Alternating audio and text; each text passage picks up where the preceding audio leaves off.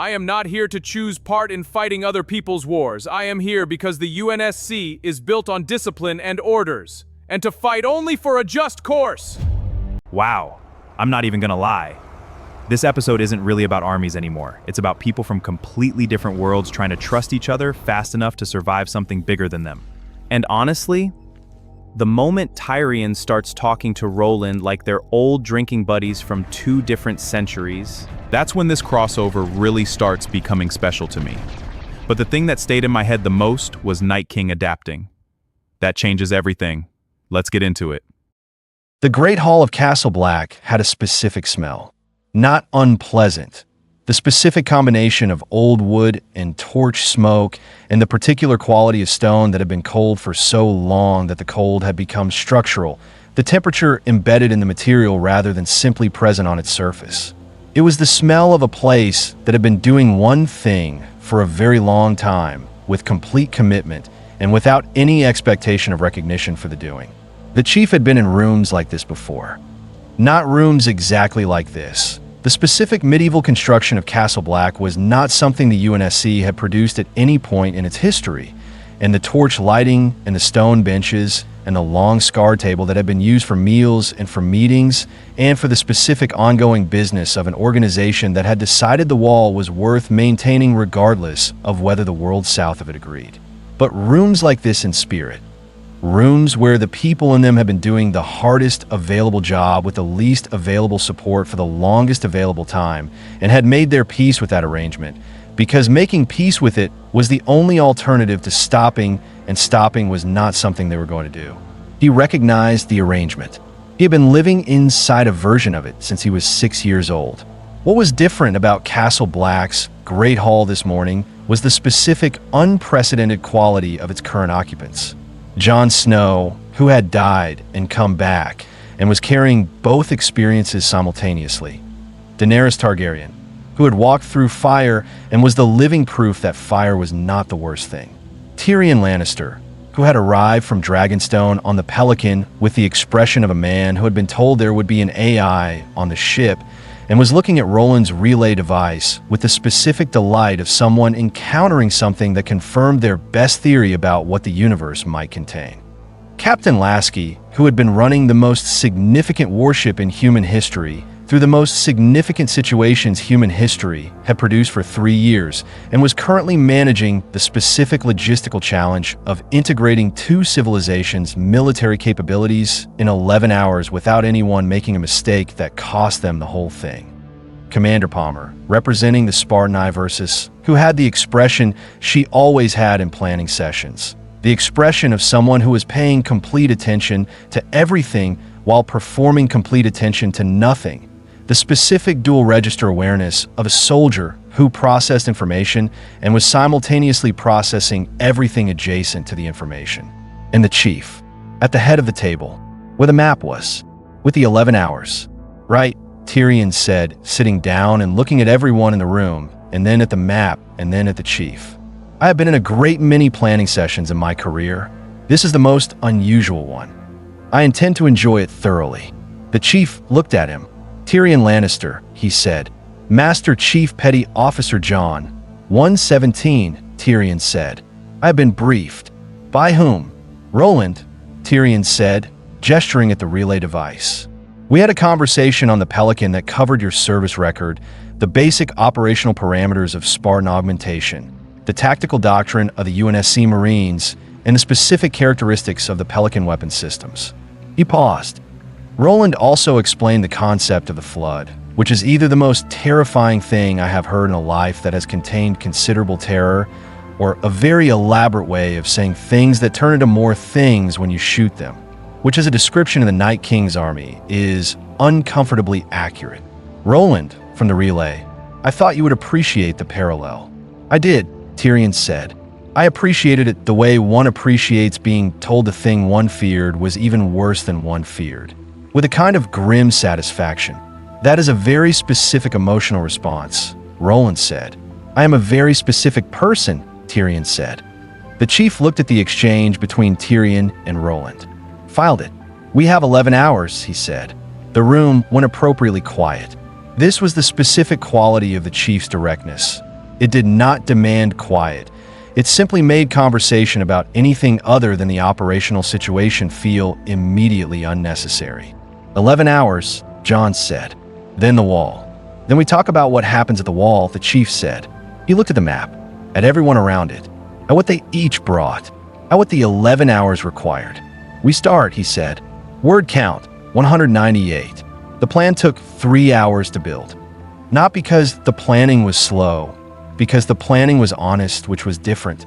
Honest planning took longer than optimistic planning, because honest planning accounted for the things that were going to go wrong and built responses into the architecture rather than hoping the wrong things would not occur. The chief ran it, not in the formal sense of a commander running a briefing. In a specific way, he ran everything, which was by asking questions that reorganized the available information into its most useful configuration. He had learned, over 30 years, that the most valuable thing a commander could do in a planning session was not provide answers, but construct the questions that forced the answers out of the people who had them. He asked Jon, what does the Night King do when the wall is breached? Historically, Jon, he doesn't breach. He goes around. Eastwatch by the sea on the eastern end. The weakest point.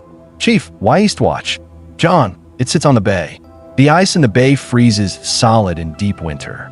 He can walk his army across the frozen water without going through the gate. Chief, to Roland. Current bay ice status? Roland, the bay at Eastwatch is approximately 60% frozen. At current temperature trends, full coverage in a pause. Approximately 9 hours. Chief, he's not going through the wall. He's going around it in 9 hours. The room absorbed this. He's been waiting for the bay to freeze, Daenerys said. Yes, the chief said. The army's movement rate toward the wall was deliberate. Not his maximum speed. He was buying time for the bay. He set this up, Jon said. He set it up the moment we arrived, the chief said. Our presence changed his timeline. He knew the wall was a fortified position. Going around it while the bay was freezing gave him time to assess us while moving toward his objective. He was studying us, Lasky said. Yes, the chief said. And in 9 hours, the studying ends. Tyrion had been watching this with the expression he wore when he was processing something important and found the processing itself interesting. He adapted, Tyrion said. Asterisk, the Night King adapted his strategy because of you. He looked at the chief. He's been doing the same thing for 8,000 years, and he changed it. Yes, the chief said. That is alarming, Tyrion said. It's also information, the chief said. He can change, which means he can be surprised. Enemies that can't adapt can't be surprised either. They run the same pattern regardless of what you do. Enemies that adapt have responded to something. Find what they responded to, and you find the leverage. What did he respond to? Jon said. Us, the chief said simply. Specifically, the Infinity. We represent something outside his operational experience. He has been fighting this world's weapons and this world's magic for 8,000 years. He has never fought a broadsword fighter or a Spartan. He paused. His adaptation, going around the wall, using the bay, is not tactical brilliance. It is caution. The Night King is cautious, Daenerys said. The Night King is intelligent, the chief said. Intelligent things are cautious when they encounter unknowns. He paused, which means we use the unknown. We use what he has never seen. The Infinity, Lasky said. The Infinity, the Spartans, the broadswords. The chief looked at Daenerys. And the dragons. Daenerys had been quiet through most of this, listening with the specific attention of someone who had understood immediately that she was in the room with people who had been thinking about problems like this for longer than she had been alive, and was choosing to learn from the listening before she contributed. The dragons are aerial fire support, she said. Dragon fire burns the whites, Jon said. We know that. Dragon fire burns almost everything, Daenerys said. The White Walkers. The walkers are cold, the chief said. Specifically cold. Elemental cold, not biological. Dragon fire against elemental cold. We don't know, Jon said. We find out, the chief said. Palmer, Commander Palmer, who had been at the table's edge in the specific position she took in planning sessions, close enough to contribute, far enough to observe the whole, looked at him. The broadswords, the chief said. What's their thermal weapon capacity? AIE. 486 HHMGs configured for incendiary rounds, and the onboard missile systems are rated for thermite warheads, Palmer said. Against biological targets, the incendiary loads should. The whites are not conventionally biological, Jon said. They're animated dead tissue, Palmer said. Specifically carbon-based organic material. Incendiary rounds at sufficient temperature should combust the tissue regardless of the animation mechanism. She paused. The question is whether combustion disrupts the animation or whether it just creates burning whites. The room was quiet. Burning whites, Ed said, from the end of the table, with the specific quality of someone who had identified the worst possible version of an outcome and felt compelled to name it. That would be significantly worse. Yes, the chief said. It would, which is why the fire strategy is a secondary approach. He looked at Jon. Dragonlass, Valyrian steel. Those are the primary weapons against both the walkers and the whites. Confirmed effective. Confirmed, Jon said. I've used both. Then the ground engagement priority is getting Valyrian steel and dragonglass into contact with the walkers and the Night King, while the air assets, dragons and broadswords, manage the white density. He paused. The whites don't require precision killing. They require suppression. Keep them from concentrating while the ground forces reach the Night King. The Night King raises what the ground forces kill, Jon said. Which is why the ground forces use dragonglass and Valyrian steel, the chief said. The kill is complete. Nothing rises. We don't have enough dragonglass, Jon said. How much do you have?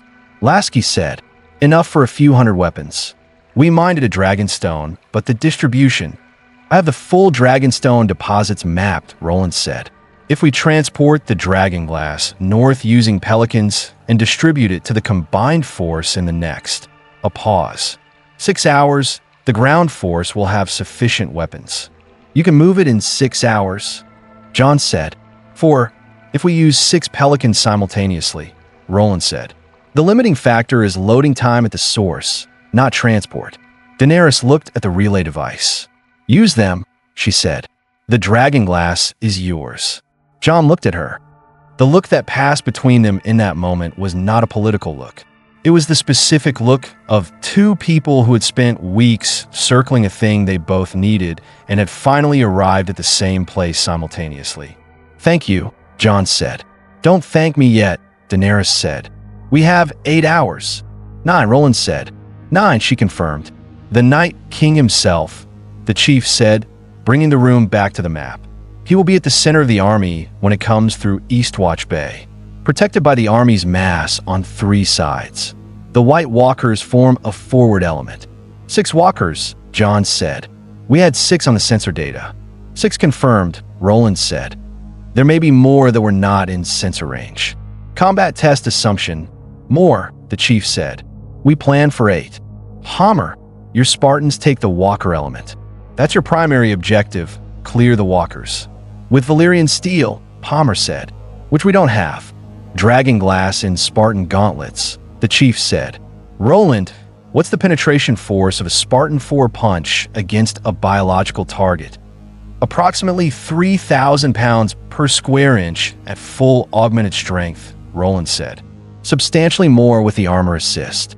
Dragonglass, shards in the gauntlets, the chief said. On contact with the walkers, the shards penetrate. Same effect as a dragonglass blade, delivered at Spartan force. Palmer looked at the relay device. That will destroy the gauntlets, she said. The gauntlets are replaceable, the chief said. The window isn't. Palmer nodded. The Night King, Jon said. After the walkers are cleared.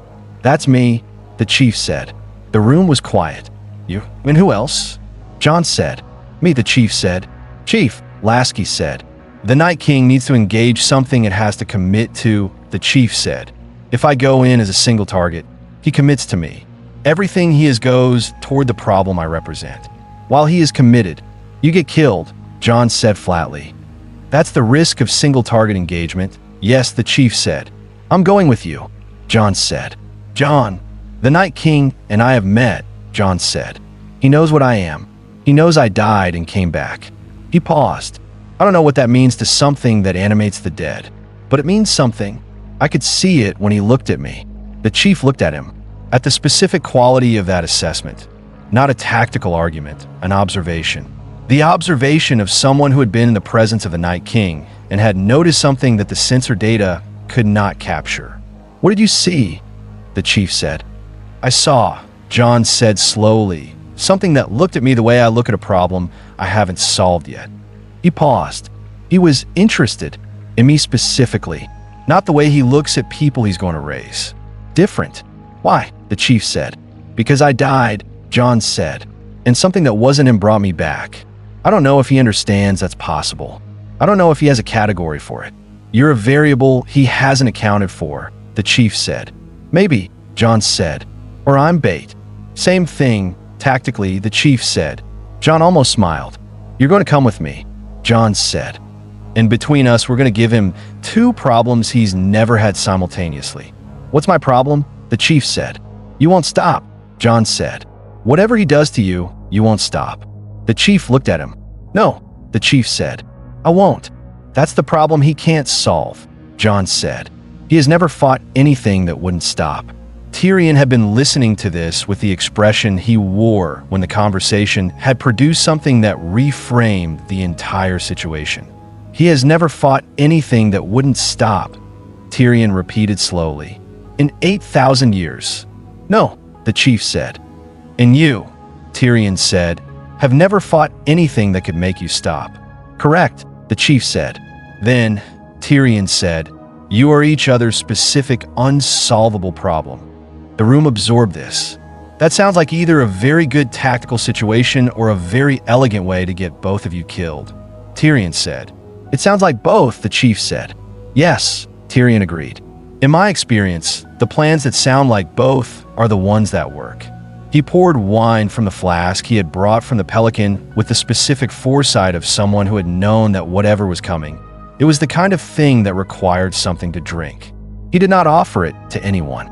He drank it himself, looked at the map, at the bay, at the 9 hours. Right then, he said, what does the hand of the queen need to do in the next 9 hours? The chief looked at him. Talk to the dragons, he said. Tyrion stared at him. The dragons, he said. We need Regal and Viserion positioned for the aerial suppression element. That requires someone who can coordinate their movements in the engagement without direct communication from Daenerys. He paused. She'll be on Drogon, leading the main aerial assault. Regal and Viserion need direction. They don't respond to direct command from anyone but Daenerys, Jon said. I know, the chief said, which is why the positioning needs to happen before the engagement. Preset flight patterns, specific altitudes and zones they're already comfortable operating in when the engagement starts. He looked at Daenerys. Is that possible? Daenerys considered. Possibly, she said, with time to establish the patterns. You have 9 hours, the chief said. I'll need to work with them directly, in the field, before the army arrives. She paused, and I'll need someone who can relay ground-level information to me once I'm airborne. Roland handles the communications architecture, Lasky said. I can relay to all parties simultaneously on a common channel, Roland said.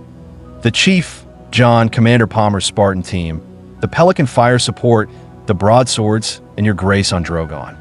Everyone hears everything in real time. Everyone hears everything, Tyrion said. In a battle, the information architecture is configurable, Roland said. I can filter by relevance and role. You don't need to hear the Spartan team's tactical coordination if you're managing the diplomatic element. What diplomatic element? Tyrion said. Sir, you are the most politically intelligent person in this theater, Roland said. And the battle is going to produce political consequences that need to be managed in real time. That is a role. I am assigning it to you. Tyrion looked at the relay device. Your AI just created a job for me, he said to Lasky. He does that, Lasky said. Because it needed doing, Roland said. The chief goes north to fight the Night King. Jon Snow goes with him. Daenerys manages the aerial engagement. Commander Palmer handles the walkers. Captain Lasky coordinates overall from the Pelican command element. He paused. Someone needs to be managing the political reality of what this engagement produces. What happens to the North after? What happens to the Alliance after? What happens to the people who survive? Another pause. That requires your specific capabilities, Lord Tyrion. I am not creating a role. I am identifying where the most qualified person needs to be. Tyrion looked at the relay device for a long time. Then he looked at Lasky. Then he looked at the chief. Has anyone ever told your AI, he said, that he's simultaneously the most useful and most unsettling thing they have encountered? Frequently, the chief said. Good, Tyrion said. I want him to know I mean it as a compliment. I know, Roland said. Thank you, Lord Tyrion. Tyrion raised his flask. For the next 9 hours, he said. Nobody had a drink to raise. Tormund raised his axe. The chief raised nothing. Jon Snow looked at the map, at the 9 hours, at what they were building, at the specific, improbable assembly of people around this table. The Spartan from another galaxy, the Dragon Queen, the resurrected commander, the smartest dwarf in Westeros, the UNSC captain, and the AI that was holding all of it together through the specific force of being everywhere simultaneously. He thought about the wall, about what it had been built for, about 8,000 years. He thought about the chief's question to Roland. Is there a way to stop it that isn't destruction? Roland, he said. Yes, Lord Snow, Roland said. The chief asked you to think about something, Jon said. Whether there was another way to end this. Yes, Roland said. I've been thinking about it for the last 4 hours. And, Jon said, I have a hypothesis, Roland said. It requires the chief to confirm something for me before I present it. The chief looked at the relay device. What do you need? He said. I need you to tell me, Roland said, what you feel when you look at the Night King. Not the tactical assessment. What you actually feel. The room was very still. The chief was quiet for a long time. Roland, Lasky said. It's relevant, sir, Roland said. I would not ask it if it wasn't relevant. The chief looked at the map, at the Night King's position, at what he had seen on the Pelican reconnaissance, at the stillness of the figure at the army's center, at the specific quality of something that had been looking at the Pelican with the focused attention of something encountering an unknown and trying to understand it. He thought about what he had felt. Recognition, the chief said. The room absorbed this. Recognition, Roland said quietly. Yes, the chief said. Not, he paused. Asterisk, not familiarity. Not, I have fought this before. Something different. He paused again. The recognition of something that does what it does because it has never been given permission to stop. Yes, that's exactly what I needed. Because I have been running analysis of the Night's King behavior patterns for 4 hours. Why? The chief said.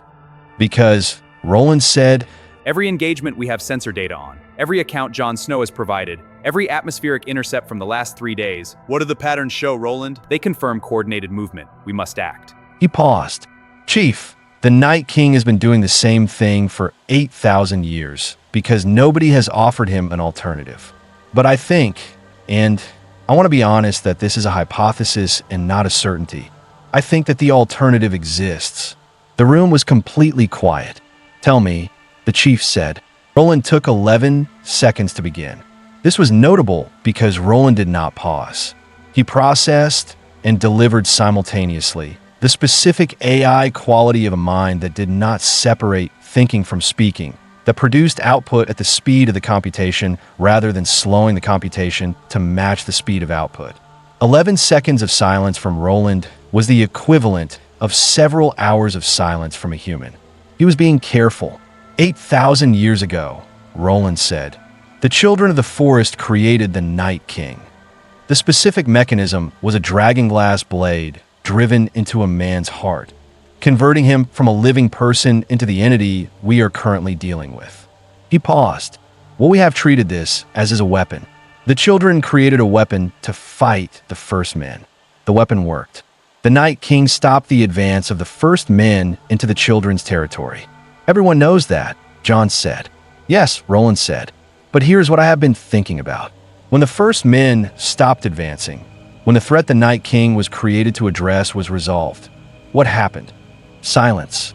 The pact, Jon said slowly. The children and the first men made a pact. They stopped fighting. Yes, Roland said. They made a pact. The first men stopped advancing. The children got their sacred forests. Everyone agreed. He paused. Everyone agreed, except the Night King. Nobody asked the Night King, Daenerys said quietly. Nobody asked the Night King, Roland confirmed. The threat was resolved and the pact was made, and 8,000 years of subsequent history occurred. And at no point in any of that history, as far as I could determine from every account available to me, did anyone go to the Night King and say, "The thing you were made to stop has stopped." The table was very still. He kept going, Tyrion said slowly, because nobody told him to stop. He kept going, Roland said, because stopping requires an input that was never provided. He was created with one directive. That directive was fulfilled. The fulfillment was never communicated. He paused. Think about what 8,000 years of that feels like. A single purpose, executed, success achieved, and then nothing. No acknowledgement, no completion, no permission to be anything other than the weapon that was made. He doesn't know it's over, Jon said. I believe, Roland said carefully, that he knows it on some level. I believe the uncertainty identified, the specific pause that the chief also identified, is the part of him that has been waiting for confirmation of something he suspects, but has not been told. Another pause. He has been waiting for 8,000 years for someone to tell him the fight is finished. And instead, Lasky said slowly, everyone who has encountered him has tried to fight him. Yes, Roland said, which confirms the directive. The first men are still here. They're still fighting. Therefore, the fight is not finished. He paused. From a Night King's perspective, and I want to be honest that I am speculating about the perspective of something I have never directly encountered, the 8,000 years of the Long Night is not aggression. It is the execution of an incomplete task. The room absorbed this. Jon was looking at the map, at the wall, at the army, at the thing at its center.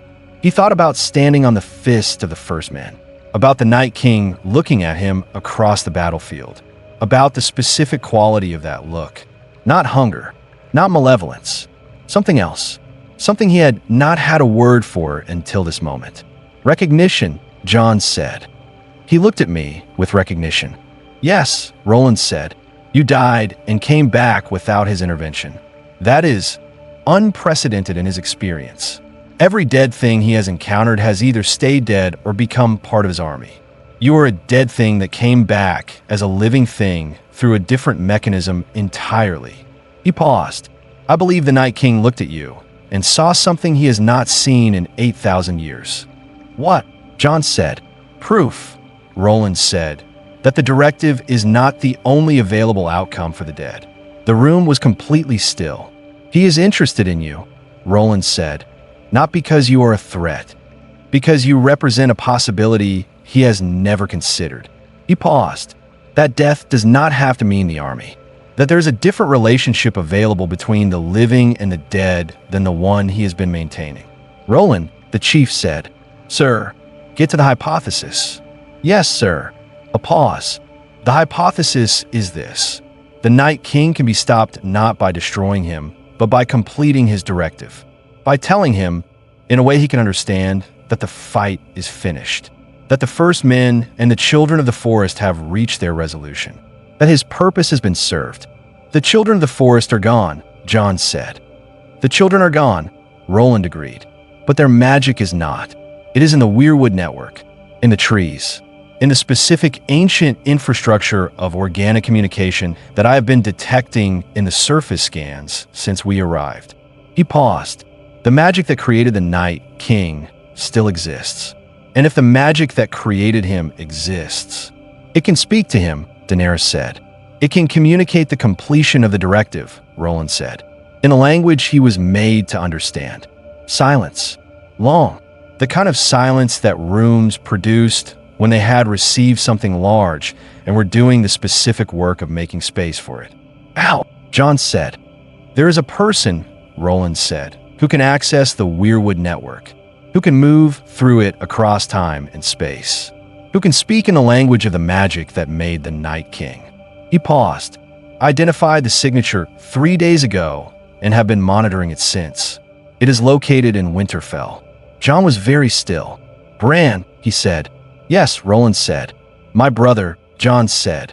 He is the three-eyed raven. Yes, Roland said. I know.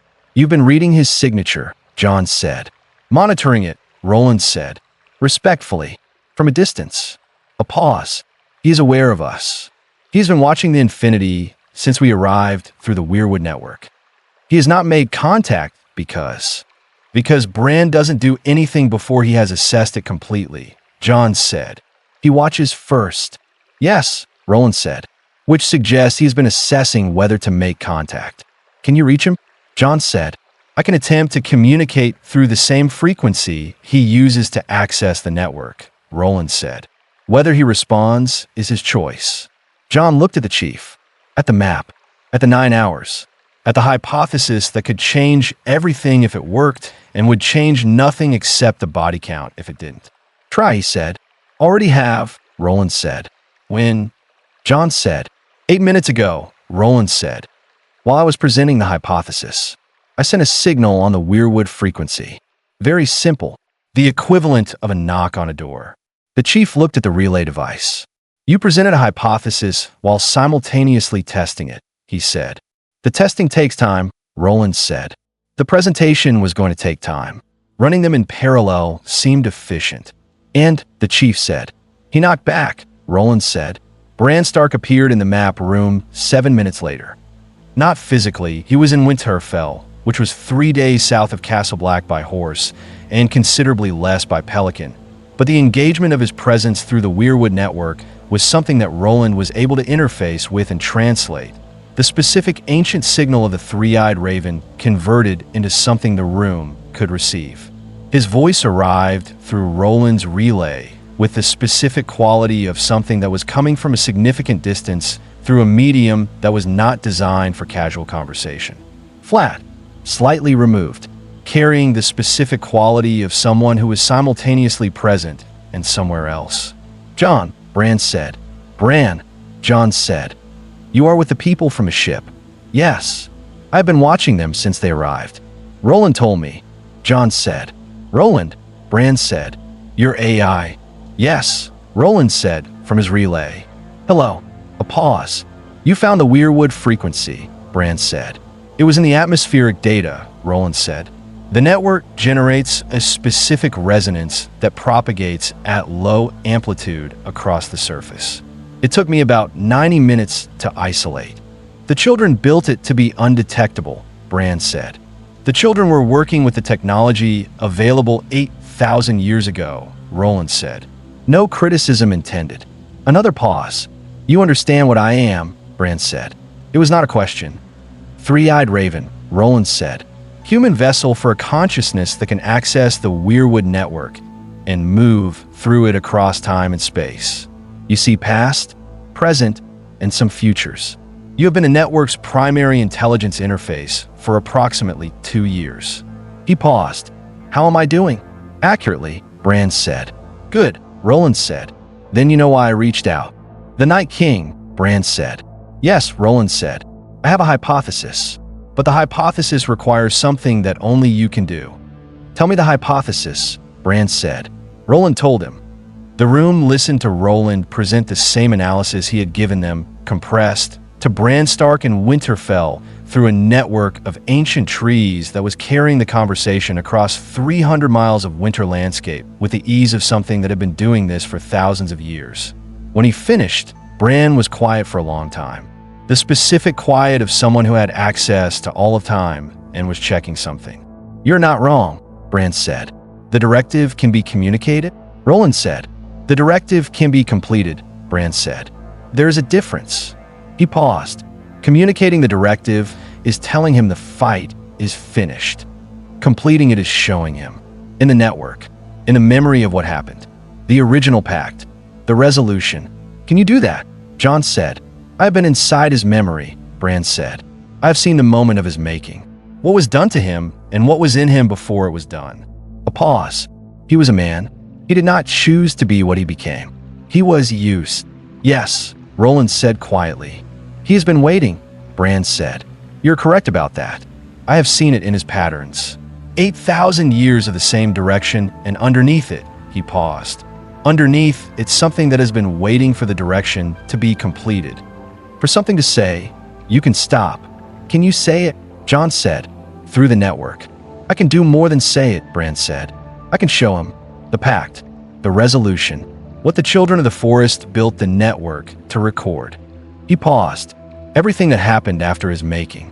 The pact, and what followed, and what the world became, and why the directive is complete. Will he receive it? The chief said. Bran was quiet. I don't know, Bran said. He has been in one direction for 8,000 years. What I am proposing is asking him to change direction based on information from a network he was designed to oppose. A pause. He may receive it and accept it. Or, the chief said. Or he receives it and rejects it, Bran said. In which case, nothing has changed and the fight proceeds. Or, the chief said again. Another pause. Or he receives it, Bran said, and cannot process it. And what cannot be processed by something of his age and nature. Breaks it, the chief said. Possibly, Bran said. I don't know what breaks the Night King. I don't know that anything does. Everything breaks, the chief said. The question is finding the specific load that exceeds the specific structural capacity. That is, Bran paused. That is a very engineering-oriented way of thinking about an 8,000-year-old magical entity. I found it applies broadly, the chief said. The room was quiet. Jon was looking at the relay device. At the two conversations happening simultaneously, the chief and Bran, Roland processing both, the room holding the weight of what was being proposed. If we do this, Jon said, and it works, what happens to the army? If the directive completes, Bran said, the army should fall. Should, Jon said. The army is sustained by the Night King's will, Bran said. If the will releases, the army loses its direction. A pause. They would still be dead bodies. But they would be dead bodies without animation. Without direction. The dead would just, Jon started. Stop, Bran said. The way the dead are supposed to stop. The room absorbed this. And if it doesn't work, Palmer said, from the end of the table, we fight. Yes, the chief said. If it doesn't work, we fight. Everything we have. Exactly as planned. He paused. The plan doesn't change because the hypothesis exists. The plan is the contingency for the hypothesis failing. Two approaches simultaneously, Lasky said. Yes, the chief said. Roland manages both tracks. Bran attempts the network communication when I get close enough to the Night King to create a specific focal point for the signal. Why when you're close to him? Jon said. Because the signal needs to reach him, Roland said. The Weirwood network can carry it, but the Night King has been opposed to the network for 8,000 years. He will resist the signal. A pause. He cannot resist the signal and simultaneously maintain full focus on the chief in direct engagement. The engagement creates a distraction that the signal can use. You're the delivery mechanism, Tyrion said to the chief. I'm also the backup plan, the chief said, if the delivery fails. Tyrion looked at him. Those are two very different roles, Tyrion said. Yes, the chief said. I've had worse. Bran's voice came through the relay again. Chief, he said. Yes, the chief said. I want to be clear about something, Bran said. If the signal reaches him and the directive completes, the Night King will not survive it. The room was quiet. Explain, the chief said. He was made for one purpose, Bran said. If the purpose is completed, there is nothing left to sustain him. A pause. He will not be destroyed by the signal. He will be released. The completion of the directive will release what is underneath it. Another pause. The man underneath it. The one that was there before the blade. What happens to the man underneath? Jon said. 8,000 years have passed, Bran said quietly. There is nothing left for him. He will pass. He will die, Jon said. He died 8,000 years ago, Bran said. He has been waiting to finish dying since. The room held this. Daenerys was looking at the table, not with the queen's expression. The other one, the person's expression, the one she had been allowing herself more frequently since she landed on the Infinity and had found, unexpectedly, that the people here made her feel like a person was in available mode. He has been suffering, she said quietly. Yes, Bran said. I believe so. Then, she said, we help him. The chief looked at her, at the specific quality of that statement. The queen who had spent her life breaking chains looking at an 8,000-year-old entity and arriving, without hesitation, at the same conclusion she arrived at for everything. You helped them. Yes, the chief said. He looked at the map, at the 9 hours, at the plan, at the hypothesis sitting alongside the plan, at everything that needed to happen in the specific window in which it needed to happen. Roland, he said. Sir, Roland said. Document everything Bran just told us, he said. Full record.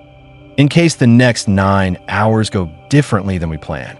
Already done, sir, Roland said. Bran, the chief said. Yes, Bran said. Be ready, the chief said. When I get to him, you'll know. The network will feel it. I'll be watching, Bran said. One more thing, the chief said. Yes. Thank you, the chief said. A pause. For what? Bran said. For asking the right question 8,000 years ago and keeping the record, the chief said. All of this, the network, the pact, the history, it exists because the children of the forest built something to preserve it. You've been carrying it. It needed carrying, Bran said. Yes, the chief said. Things that matter usually do. Bran's presence in the relay faded. The room was quiet. Jon was looking at the map, at the wall, at the army, at the Night King, at 8,000 years of an incomplete directive, at the 9 hours between now and the moment when they would either complete it or fight through it. He thought about the Night King looking at him on the battlefield, about recognition, about what it meant to look at something and see proof that there was another way. He thought about dying, about coming back, about the specific weight of being the proof of a possibility that an 8,000-year-old entity had been waiting to believe in. Chief, he said. Jon, the chief said.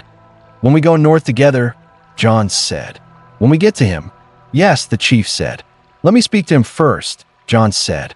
The chief was quiet. Why, he said. Because, Jon said, I'm the proof. You said it.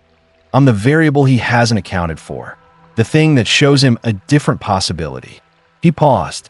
Let me show him. Before the fight. Before anything else. And if he doesn't respond, the chief said. Then you're there, Jon said. Then we fight. The chief looked at him.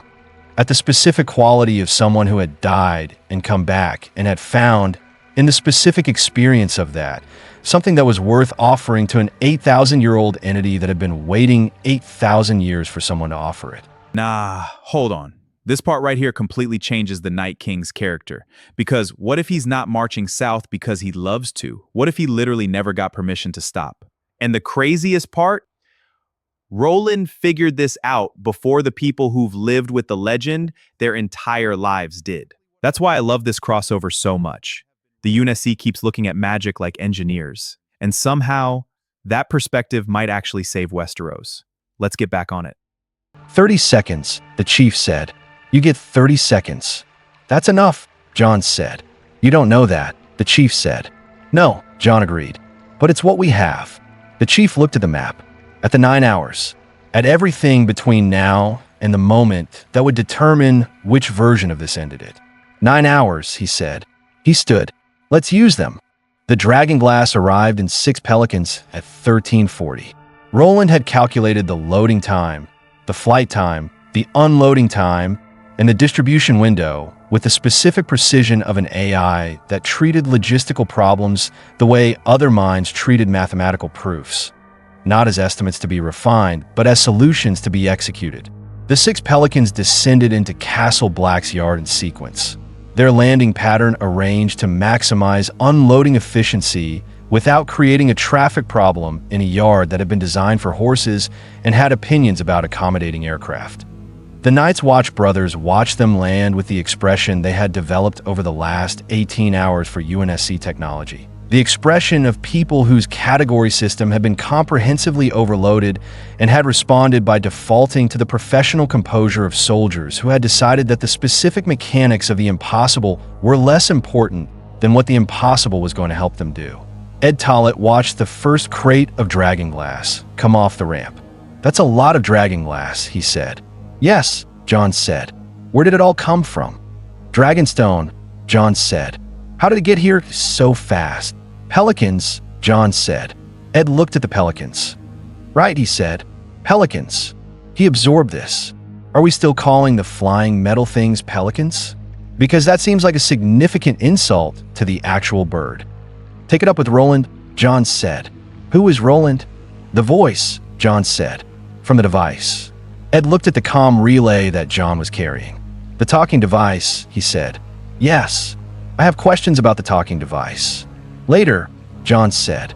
There might not be a later, Ed said, with the specific equanimity of someone who had considered this possibility in enough previous situations that it had become a routine part of his thinking.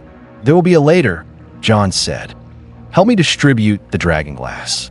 Tyrion was managing the distribution with the organized efficiency of someone who had discovered, to his genuine surprise, that logistics was a form of political management, and he was therefore better at it than he had expected. The specific challenge: get the right weapons to the right people in the right configuration in 4 hours and change, while simultaneously managing the political reality of an army that contained Night's Watch brothers, free folk, UNSC Marines, and Spartan versus, none of whom had a shared protocol for receiving orders, and all of whom had opinions about taking them. The free folk, Tyrion said to Roland, walking through the yard where distribution was underway. They don't follow a command structure in the conventional sense. No, Roland said from the comm device. From what I have observed, free folk follow individuals they respect rather than institutions. Tormund Giantsbane appears to be the primary authority figure for the contingent present. Tormund, Tyrion said. Right, so anything I need the free folk to do, I get Tormund to decide to do first. That is an accurate summary of the political dynamic, yes. And the Night's Watch brothers follow Jon. In practice, yes. Formally, Jon is Lord Commander. In reality, they follow him because they watched him die and come back and lead them through several situations that should have killed everyone and did not. Inspiring loyalty through repeated survival, Tyrion said. A classic approach. And the Marines follow Commander Palmer's direction for ground operations, with Captain Lasky as overall command authority. And the Spartan versus follow the chief. The Spartan versus follow the chief, Roland confirmed, which is less a matter of command authority and more a matter of everyone in armor recognizing that the person who invented the mode of operation they are all built on is the correct person to defer to when the mode of operation is being actively applied. Tyrion stopped walking, looked at a group of Marines and free folk who had somehow found themselves working side by side on the dragonglass distribution and were managing the language barrier through the specific universal language of pointing at things and making emphatic gestures. Roland, he said. Yes, Lord Tyrion. What is the Marines' current read on the free folk? Positive, Roland said, with reservations about the axes. The axes. Several free folk warriors are carrying axes of a size that the Marines consider emphatic. One Marine was heard describing Tormund's axe as aggressively large. This was apparently meant as a compliment and was received as one. So the relationship is developing constructively. Tyrion looked at Tormund, who was across the yard instructing a group of free folk in the use of dragonglass blades with the specific teaching method of demonstrating it on a training dummy with enough force that the dummy's structural integrity was becoming a secondary concern. Tormund, Tyrion said, walking over. Tormund looked at him. Small man, he said. Lord Tyrion. Tyrion said pleasantly. I have an operational question. Ask it. The free folk contingent here. How many can fight in a coordinated engagement? Not individually. Together. Following a shared direction. Tormund looked at his people. At the specific quality of several hundred individuals who had been surviving in the worst conditions in the world for their entire lives through the specific combination of personal capability and the loose tribal cooperation of people who understood that survival was occasionally a group project. All of them, Tormund said. Free folk fight together when it matters. It matters, Tyrion said. I know, Tormund said. We have been knowing it matters for longer than your lords have been arguing about it. Tyrion absorbed the specific accuracy of this. The dragonglass, he said. Your people are receiving it now. Do they understand how it works against the dead? We know Dragonglass, Tormund said. We have been fighting the dead longer than you have. We know what works. Good, Tyrion said. Because he checked the comm device. 7 hours. You're going to be using it against the largest concentration of dead things any of us have ever seen. Tormund looked at him. 7 hours, he said. Yes. And the flying machines? In the air above you, Tyrion said. Providing fire support. Fire, Tormund said. From the sky. Yes. Tormund looked at the pelicans in the yard. At the Infinity, visible as a shape in the sky above. At the specific reality of a situation that had been impossible yesterday and was operational today. Jon trusts them, Tormund said. It was not a question. Yes, Tyrion said. And the big one, the soldier in the armor. The chief, Tyrion said. Jon trusts him, Tormund said. More than anyone he has met in a long time, Tyrion said. Tormund was quiet. He looked at the yard, at the Marines and the free folk working alongside each other, at the Dragonglass being distributed, at the specific improbable assembly of it. Two civilizations with nothing in common except the specific decision to be here, doing this against something that neither of them should be capable of addressing and were addressing anyway. Then we fight, Tormund said. Yes, Tyrion said. And if the big soldiers' plan doesn't work, then we fight harder, Tyrion said. Tormund looked at him. I like that answer, he said. It is the only honest one, Tyrion said. Commander Palmer found the chief in the Armory Bay at 1600. He was reconfiguring his Mjolnir plating, not the standard field prep, the specific deeper preparation of someone who was getting ready for a different category of engagement. The adjustments were small, precise, made with the focused attention of someone for whom the difference between the standard configuration and this one was the difference between optimal and not optimal, and optimal was the only acceptable category. Palmer watched for a moment. Chief, she said. Palmer, he said, without looking up. The Spartan Versus are prepped, she said. Dragonglass shards integrated into the right gauntlets. We tested the delivery mechanism on training dummies. The penetration is significant. Good, he said. The walkers, she said. You want us on the walkers specifically? Yes, he said. Clear the walker element before the Night King is engaged. He uses them as his direct instruments. Without them, the army becomes less directed. Less directed isn't the same as stopped, Palmer said. No, he said, but it's easier to move through. She was quiet for a moment. He continued the reconfiguration. Chief, she said. Yes. The hypothesis, she said. Relance hypothesis. The completion of the directive. Yes. If it works, she started. We don't plan for it working, he said. We plan for it failing and operate the fight plan. If it works, the fight plan becomes unnecessary. But if it works, she said, you and Jon Snow walk up to the Night King, and Jon Snow talks to him, and Bran does the network thing, and the Night King just stops. That is the hypothesis, he said. And if it doesn't work, you're close enough to the Night King that the fight is immediate, she said. Yes, he said. That's a tight margin, she said. Yes. Chief, she said. I want to go with you. He stopped the reconfiguration. Looked at her. The walkers are your objective, he said. Once the walkers are cleared, my team can operate independently, she said. I want to be at your position when you reach the Night King. He looked at her. At the specific quality of the request, not tactical, not operational, something more personal. The specific request of someone who had been built from the same program that built him and was not willing to let him walk into the most dangerous position in the engagement alone. The walkers, he said, clear them all. And then, she said, and then, he said, use your judgment. She looked at him, at the specific answer that was not yes, and was not no, and was the chief's version of both. Yes, sir, she said. She turned to leave. Palmer, he said. She stopped. The Spartan Versus, he said. They're good. She looked at him. He had turned back to the reconfiguration. Yes, sir, she said. They are. She left. Daenerys found Jon Snow on the wall at 1700. She had been with Rhaegal and Viserion for 3 hours, establishing the flight patterns the chief had requested, flying the specific approach corridors and altitude zones that Roland had calculated for the aerial suppression engagement. Regal and Viserion had responded to the patterns with the specific combination of cooperation and independence that characterized their relationship with her. They were not machines. They did not follow instructions. They responded to her presence and her intent and the particular guidance she gave them through the bond that existed between a Targaryen and her dragons. She had flown until the patterns were established. Then she had come to the wall, not for a tactical reason, for a different one. Jon was at the northern face, looking at the army. She stood beside him. They did not speak immediately. The army was closer now. Not dramatically.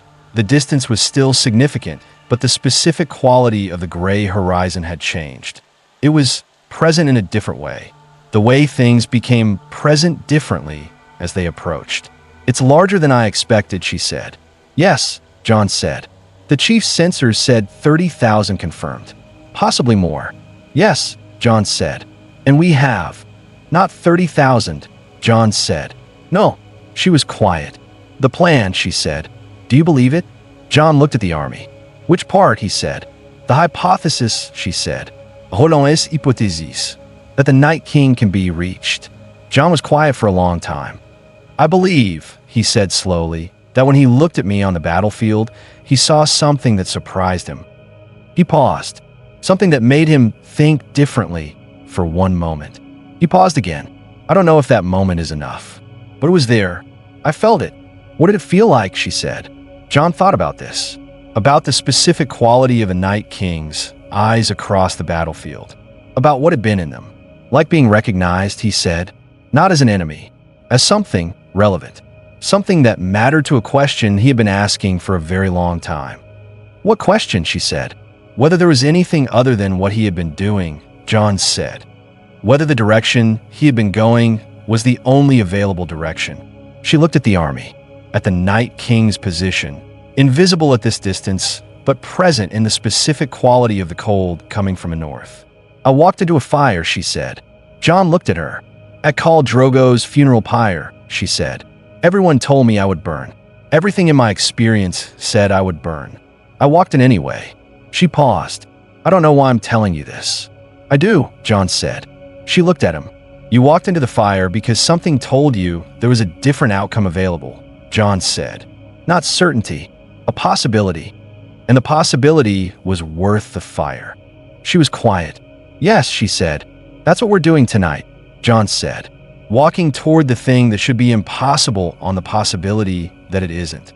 She looked at him, at the specific quality of this. Two people who had each, in their own way, already walked through something that should have killed them, standing on a wall above an army of the dead, deciding to walk towards something impossible again. "Jon," she said. "Yes," he said. "When this is over," she said, "whatever this produces, the throne, the north, all of it." She paused. "I want to figure it out with you. Not around you. With you." Jon looked at her, at the specific quality of the offer. Not political, not strategic, the other kind.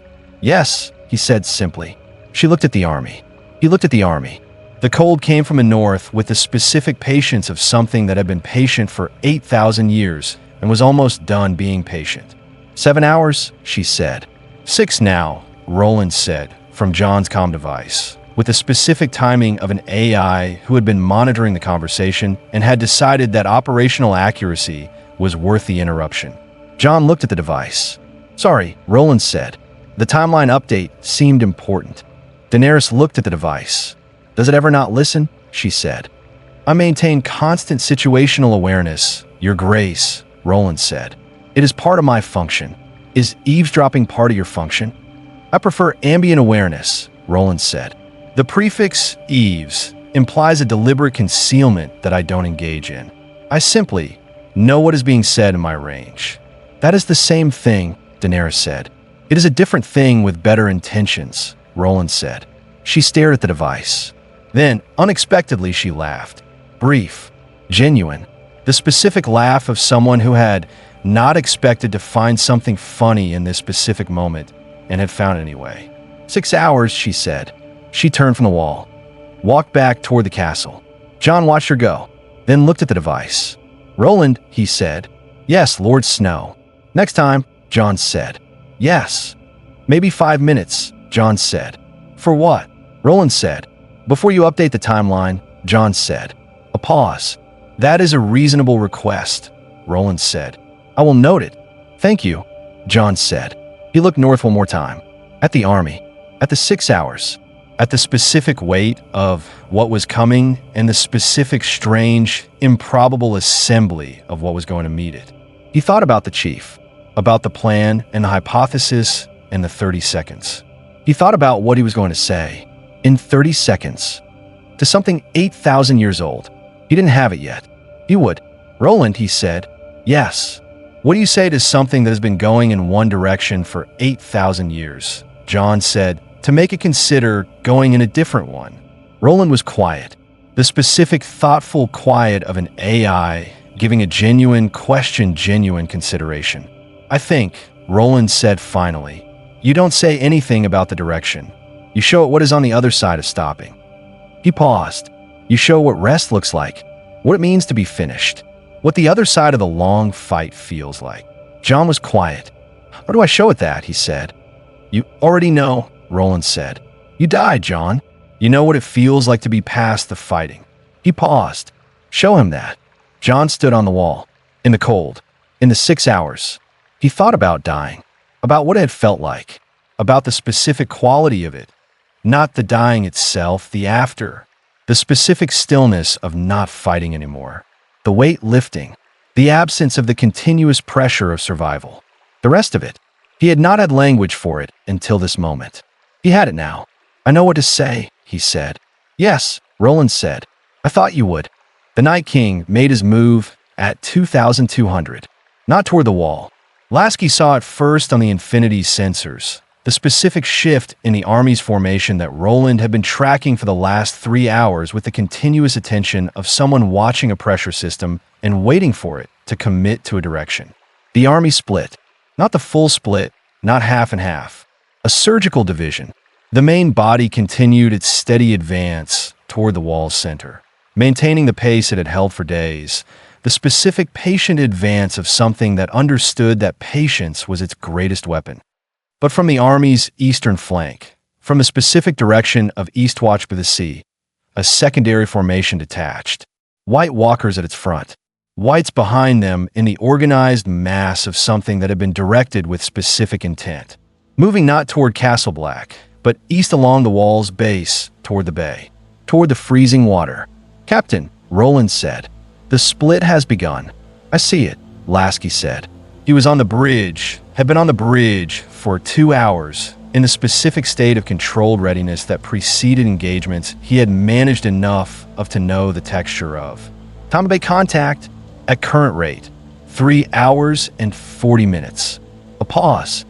The bay ice is projecting full coverage in 3 hours and 22 minutes. He times it almost exactly, Lasky said. Yes, sir. You want the ice fully solid when he arrives. No risk of breaking through. Careful, Lasky said. 8,000 years of the same approach would make anyone careful, Roland said. Lasky looked at the split formation on the sensors, at the main body still advancing toward the wall's center, at the Night King's position, still at the formation's center, moving with it, but oriented differently now.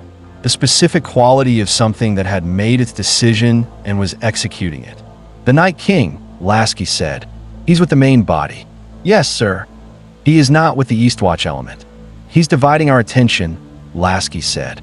He wants us watching 2 engagements simultaneously. Yes, Roland said. The Eastwatch element breaches through the bay. The main body presses the wall's center. We respond to both and stretch our force concentration. Standard flanking logic, Lasky said. 8,000 years old and still effective, Roland said. The tactics are simple. The execution is patient. It has worked every time it has been used. Until tonight, Lasky said. He activated the comm channel. Chief, are you hearing this? Yes, the chief said. He was in the armory bay, his final preparations complete, in a specific state of readiness that was not anticipation. Spartans did not anticipate the way standard soldiers anticipated, with the specific forward-leaning energy of something building toward a release. The chief was still. the stillness of something that was already at the place it needed to be internally and was waiting for the external to catch up. The split changes the approach vectors, Lasky said. No, it doesn't, the chief said. Lasky paused. Chief, the Night King is with the main body, the chief said. The main body is the objective. The Eastwatch element is a diversion that breaches through the bay and hits the flank of our ground forces. Yes, the chief said, which is why Palmer's Spartan I versus are going to Eastwatch. Lasky looked at the sensor display, at the split, at the math. You're splitting our Spartan force, he said. I'm using the Spartan I versus where Valyrian steel equivalents are most needed, the chief said. The walkers are leading the Eastwatch element. That's their primary function, walker engagement. We send them to Eastwatch. They clear the walkers on the flanking element, prevent the bay breach from becoming a disaster. And the walkers in the main body. Lasky said, fewer with the main body. He put his primary walker concentration on the flanking element because the flanking element is supposed to be the decisive move. A pause. We let him think it is. We redirect our dedicated walker response to where he put his dedicated walker force. The main body walkers, we handle them differently. Ow! Lasky said. Dragonfire, the chief said. We don't know if it works on walkers. We find out tonight. Lasky looked at the sensors, at the logic of it, at the specific inversion, giving the Night King the flanking response he expected while concentrating the decisive element at the main body where the Night King himself was. He expects us to split our forces, Lasky said slowly. Yes, the chief said. He expects us to respond to both threats proportionally. We respond to the flanking threat with the Spartans, which looks proportional, but we keep the main body engagement focused on the Night King himself rather than the army around him. It works if the Spartans can clear Eastwatch fast enough to not be needed elsewhere, Lasky said. Palmer, the chief said, not to Lasky, on the broader channel. Chief, Palmer said. Eastwatch, the chief said. You hear the timeline. 3 hours, 40 minutes to bay contact, Palmer said. We need to be there and clear before they reach the ice. How long to clear the walker element, the chief said. Depends on walker count at Eastwatch, Palmer said. If Roland's estimate of primary concentration there is correct, 4 to 5 walkers leading, 20 minutes per walker at worst case. 45 minutes to clear all of them if everything goes wrong, 20 if it goes right. Plan for 30, the chief said. Yes, sir. Pelican support at Eastwatch, the chief said to Lasky. For Pelicans in fire support configuration, Lasky said. +2 broadswords for aerial coverage over the bay. The white density at the bay, the broadswords handle it, the chief said. Incendiary loads. We know fire works on whites. The bay engagement is a suppression problem, not a precision problem. In the main body, Lasky said. Daenerys on Drogon, leading the aerial element, the chief said. Regal and Viserion on the preset patterns. 6 Pelicans in fire support. The main ground force, Night's Watch and Free Folk. On the wall and at the gate with Dragonglass. They hold the line while Jon and I move through the formation to the Night King. Move through the formation, Lasky said. Chief, the formation is large, the chief said. Yes, very large, Lasky said. Yes, the chief said, which is why the aerial element is creating corridors. Drogon makes the path. We walk it. And if Drogon's fire doesn't stop the walkers on the main body advance, then we go around them, the chief said. Jon's long claw handles whatever the fire doesn't. Lasky was quiet for a moment. He was running the plan, the full plan. Every element, every dependency, every specific thing that had to work for the next thing to work. It was a good plan. It was also a plan built on several dependencies that had never been tested. Dragon fire on White Walkers, never tested. The Weirwood network communication, never attempted. A Spartan in direct engagement with a Night King. First time in the history of either civilization. 30 seconds for Jon Snow to say something to an 8,000-year-old entity that might or might not be capable of receiving it. Roland, Lasky said quietly. Sir, Roland said, confidence level on the plan as structured. Roland was quiet for a moment. Sir, I want to be honest with you. I know. That's why I'm asking. The plan as structured has significant dependencies on untested variables, Roland said. Dragon fire on White Walkers is unconfirmed. The network communication is theoretical. The corridor approach through the main body depends on Drogon's fire, creating sufficient suppression. He paused. If I were running a standard probability assessment, the confidence level would not be high. But, Lasky said, Roland said, I have been running analyses on every engagement involving the chief for 3 years. The confidence level mathematics are consistently wrong about him. A pause. He has a specific quality that probability models don't capture. The quality of someone who finds the thing that works in the moment. It is needed regardless of whether prior probability suggested it should exist. You're saying he makes his own confidence level, Lasky said. I am saying, Roland said, that in 3 years I have never run a probability assessment on a chief-involved engagement that accurately predicted the outcome. Always underestimated. He paused. So my honest answer is, the mathematical confidence level is insufficient. My operational confidence level, accounting for the chief variable, is considerably higher. Lasky looked at the sensors, at the split army, at the Night King moving with the main body, at the 3 hours and 40 minutes. Give me the full force on comms, he said. Everyone, I want to talk to them before the engagement. 1 moment, sir. A pause. Channel is open. All forces. Night's Watch, Free Folk, Marine Contingent, Spartan versus Pelican Cruise, Broadsword Flight, and Your Grace Daenerys. Lasky looked at the sensors. He thought about what to say. He had given pre-engagement addresses before. He had never given one to an audience that included medieval soldiers, free folk warriors, dragon riders, and a 12-person Spartan team, all of whom were about to fight together for the first time against an enemy that most of them had been fighting individually and unsuccessfully for varying periods of time. He said the thing that was true, not the thing that was inspiring. The thing that was true. This is Captain Lasky. We arrived here by accident. We didn't choose this world or this fight. But we have been here for 3 days, and in 3 days I have watched the people of this world do what they have been doing for 8,000 years, holding a line with whatever they have against something that should have broken through long before now. He paused. They haven't broken. That is not nothing. That is the specific kind of stubbornness that wins things, that holds until the moment when what you're holding for arrives. He paused again. We are what arrived. And I want you to know, everyone on this channel, that we are not here because we were ordered to be. We are here because you needed help and we could provide it, and there was no other acceptable option. He paused one final time. Do your jobs. Trust the plan. Trust the people beside you. You look at the main display, at the army, at the chief's position, and trust that the next few hours are the hours that 8,000 years of this has been building toward. He released the channel. The bridge was quiet. Sir, Roland said. Yes. That was, Roland paused. That was a good address. It was honest, Lasky said. Yes, Roland said. That is why it was good. The chief received Lasky's address in the armory bay. He listened. He did not respond. He did not need to respond.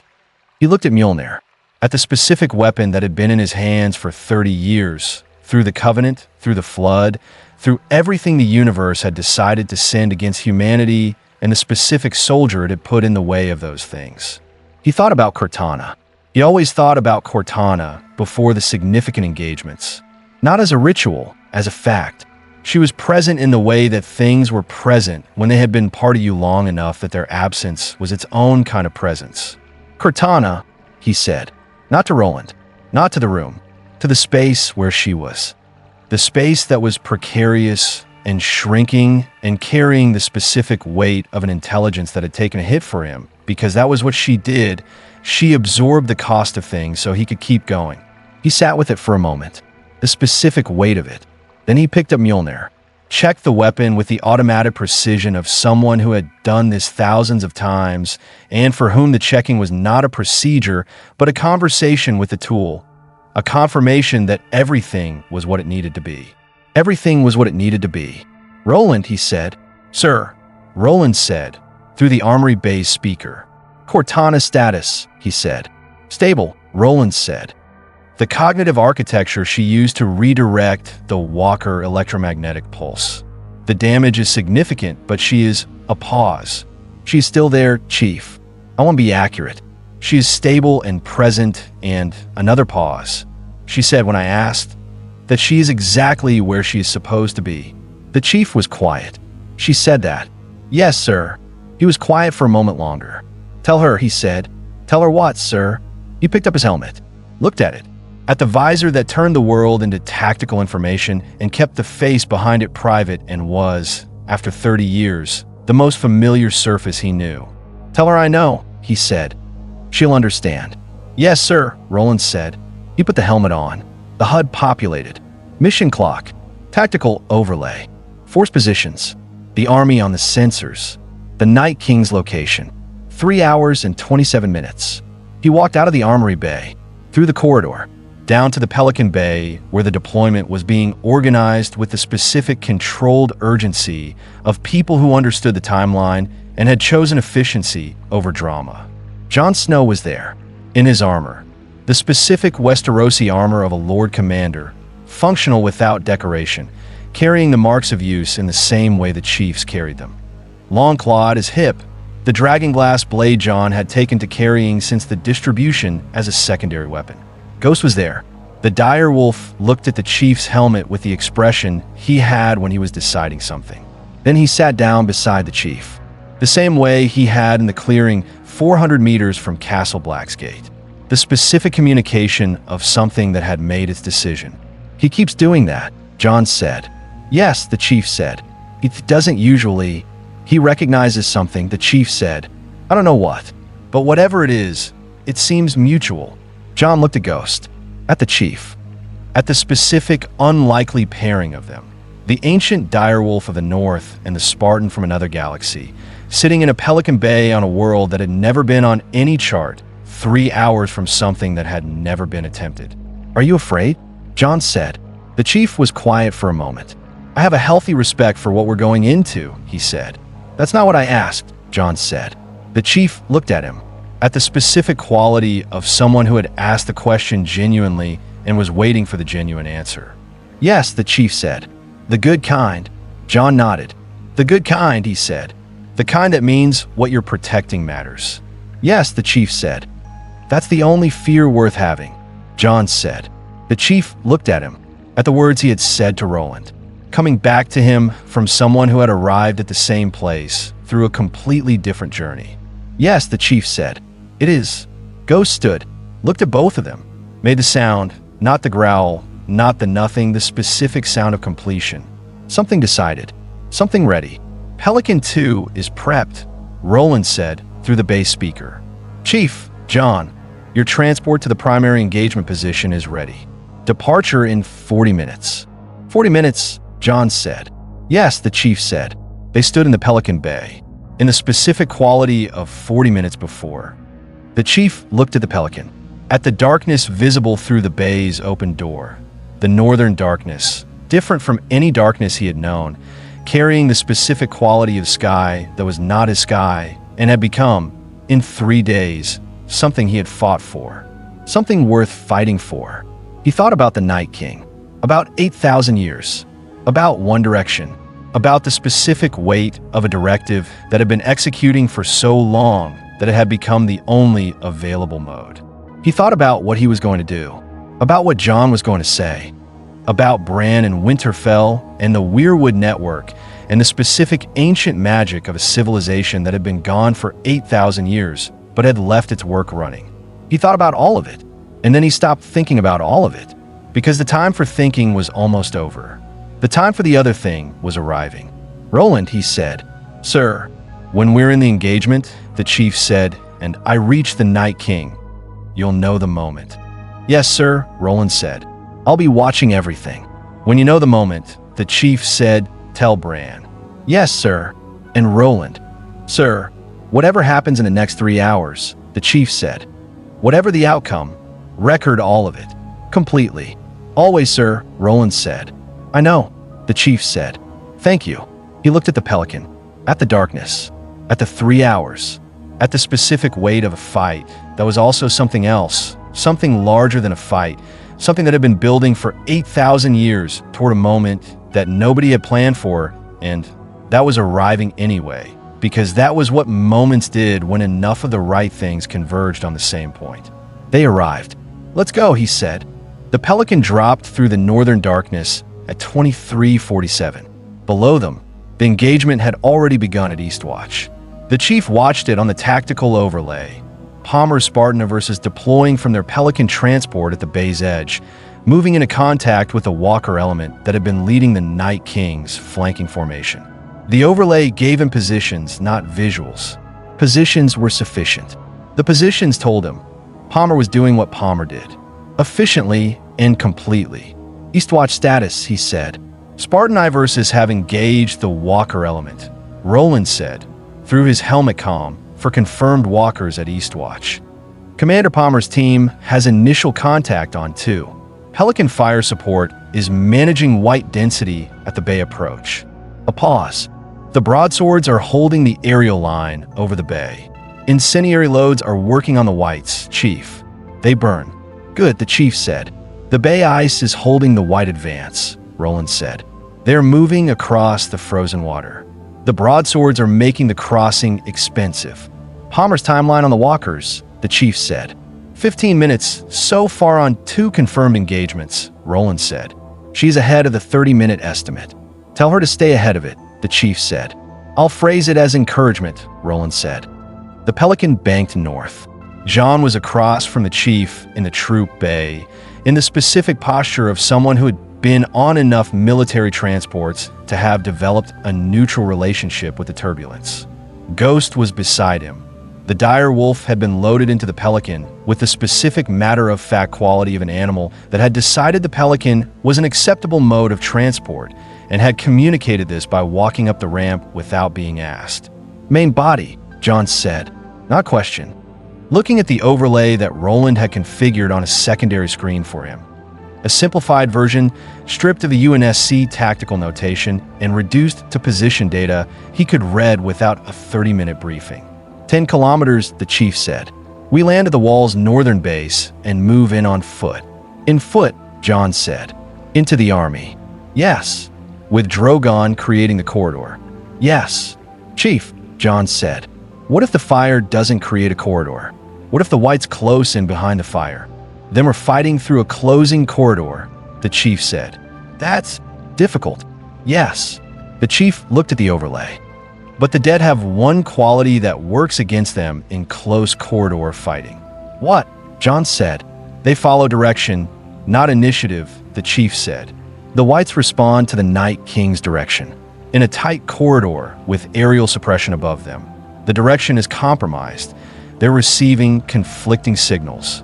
Push south, avoid fire, respond to contact. 3 simultaneous directives. They'll fragment," Jon said slowly. "They'll fragment," the chief confirmed. "At full strength with clear direction, 30,000 whites is a wall. With aerial suppression creating noise in the direction signal, it's a crowd. Crowds can be moved through." Jon absorbed this. "You've done this before," he said. "Not exactly this, but the flood," the chief said. "When flood biomass is disrupted by fire, the collective intelligence fragments. Each individual infection vector starts operating on local priority rather than collective direction." He paused. "The mechanism is different here. The outcome is similar. Different wars, same problems," Jon said. "Different wars, same problems," the chief confirmed. The Pelican shuddered. Park's voice from the cockpit. "Approaching drop zone. Night King's main body is a pause." "Chief, I'm reading the full army on sensors now. Updated count." "Tell me," the chief said. 37,000 confirmed, Park said. "Plus whatever is beyond sensor range." The troop bay was quiet. Jon looked at the chief. 7,000 more than the estimate, Jon said. "Yes," the chief said. "Does that change the plan?" "No," the chief said. "The plan was never about the number. The plan is about the Night King. The number is noise around the objective." Jon looked at him, at the specific quality of that statement, delivered flat, without performance, with the total conviction of someone who had simplified the problem to its essential element and was not going to allow the noise to become the focus. "Noise," Jon said. 37,000 pieces of noise, the chief said. Dangerous noise. Noise we need to manage. But noise. And the Night King is the signal, Jon said. The Night King is the signal, the chief confirmed. Find the signal. Everything else follows. They landed at the wall's northern base at 0004. The wall above them was present in a specific way that the chief had not fully processed from altitude. 700 feet of ice, glowing faintly into pre-dawn darkness with a specific quality of something that was not reflecting light, but carrying it. The magic in the construction expressing itself visually. The 8,000-year intention of the builders present in the material. He looked up at it. It knows what's coming, Jon said beside him. Yes, the chief said. I don't mean. I know what you mean, the chief said. Buildings built with specific intent carry the intent. This one was built with everything they had. Jon looked at the wall. Hold on, he said quietly. Not to the chief. To the wall itself. Hold on. Ghost pressed against his leg briefly, then stepped forward, into the dark, toward the army. Ghost, Jon said. The dire wolf looked back. The look that was not a question. Together, Jon said. Ghost waited. The chief moved forward. Roland, he said. Here, sir. Roland said through the helmet comm. Drogon, the chief said. Daenerys is holding altitude above the main body. She is waiting for your signal. Give her the signal, the chief said. A pause. Then the sky in front of them opened. Not opened like a gap. Opened like the sky had decided that darkness was insufficient and had replaced it with something else. Drogon's fire came down in the specific sustained column of something that was not breathing fire in the theatrical sense, but was projecting it with the specific purposeful accuracy of something that had been guided to a precise location and was doing exactly what it needed to do. The fire hit the army's center. The sound reached them 2 seconds later. And the smell. The chief processed the smell and filed it and focused on the corridor that Drogon's fire was creating. Not a gap exactly, more compression, the whites on the edges of the fire pressing away from it. The specific instinctive response of animated tissue to a temperature it could not sustain. A corridor. Narrow. Temporary. Sufficient. Move, the chief said. They moved. Moving through the army was not what any military doctrine prepared you for. Not UNSC doctrine. Not Night's Watch ranging protocol. Not anything that had been written down, because the people who could have written it down had not survived the experience. It was the specific sensory experience of being inside something vast. The sound of it. The dead did not breathe, did not speak, did not make the sounds of living soldiers in the field. The sound was movement. The specific sound of tens of thousands of dead bodies moving, their joints operating without the biological lubrication of living tissue, the sound of something that should not be in motion being in motion. The cold of it, not atmospheric cold, generated cold, the specific temperature of dead things, and the Night King's presence bleeding through the mass of his army like heat bled through a wall, except in the opposite direction. And the eyes. The milky, unfocused eyes of the whites, tracking movement with the specific targeting behavior of things that were operating on the Night King's direction, and that direction said, advance south. Not, engage the specific targets moving through the corridor. The chief noted this. The direction signal was saying south. He and Jon were moving south through a north-moving army. In the disruption of Drogon's fire above them, in a specific fragmentation of the direction signal that the chief had described to Jon in the Pelican, the whites were receiving. Advance south and avoid fire and the noise of disruption in the network. They were not receiving. Engage the two figures moving through you. Not yet. He doesn't know we're here, Jon said, low, beside the chief. He will, the chief said. Keep moving. Ghost moved through the whites with the specific quality of something that existed in a different register. Not human, not dead, something the army did not have a category for. The whites that Ghost passed closest attracted him briefly, and then lost the track, the direction signal unable to classify the dire wolf as a priority. Smart, the chief thought. The dire wolf understood the signal problem intuitively. Don't be what they're looking for. Above them, Drogon made a second pass. The fire came down in a second location. not directly above them, ahead of them, creating the next section of corridor. Daenerys was reading the ground positions through Roland's relay and adjusting the fire placement with the specific precision of someone who had been flying her dragon in combat for years and had reduced the communication delay to near zero.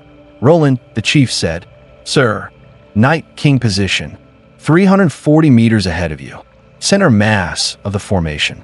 He is a pause. Chief, he has stopped moving." The chief processed this. "He knows," the chief said. "Yes," Roland said. "He felt the fire. He felt the corridor. He is," another pause, longer. "He is looking at your position. He can see us. He cannot physically see you through the army's mass," Roland said. "But I believe he can feel you, the way he feels everything in his domain." A pause. "Chief, he has sent something ahead. From his personal position. 3 figures moving toward you through the army." "Walkers," the chief said.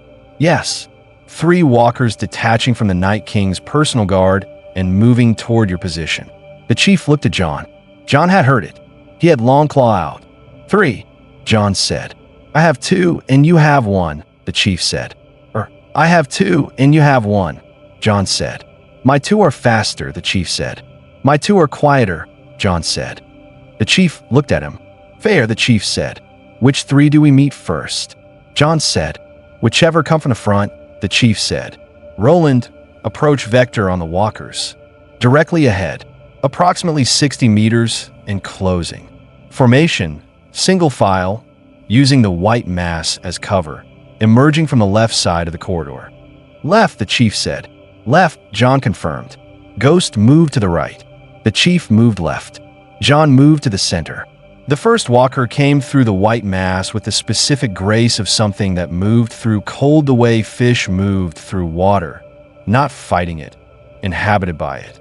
It was tall, the specific height of something that had been engineered to be imposing by whatever process created them, carrying the cold in the physical expression of its form, the ice blue eyes catching the distant fire of Drogon's passes. It saw the chief. It raised its weapon, a blade of ice, the specific physical manifestation of what the walkers were. The chief moved first. He had been watching the walkers approach for 6 seconds and had in those 6 seconds identified reach, speed, the specific mechanical quality of its movement that indicated its dominant striking side, the specific position it was heading toward relative to the corridor's edge. The walker swung. The chief moved inside the arc. The blade passed over his shoulder by 4 centimeters.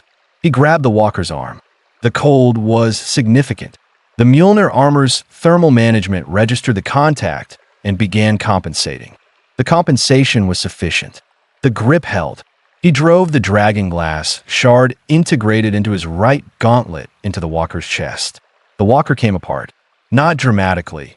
The specific quiet dissolution of something whose substance was being disrupted at its fundamental level. The ice blue eyes going dark, the cold field of it collapsing inward. For seconds, he turned. Jon had engaged the second walker. Longclaw was doing what Valyrian steel did, passing through the walker's ice blade without shattering, finding the contact that ended it. Jon fought with the specific economy of someone who had been doing this, and only this for long enough that the individual movements had ceased to be conscious decisions and had become the body's knowledge rather than the mind's. The second walker dissolved. The third had come from a different angle. Not the left, the right, adjusting when the first 2 engagements resolved faster than it had apparently calculated. Ghost hit it.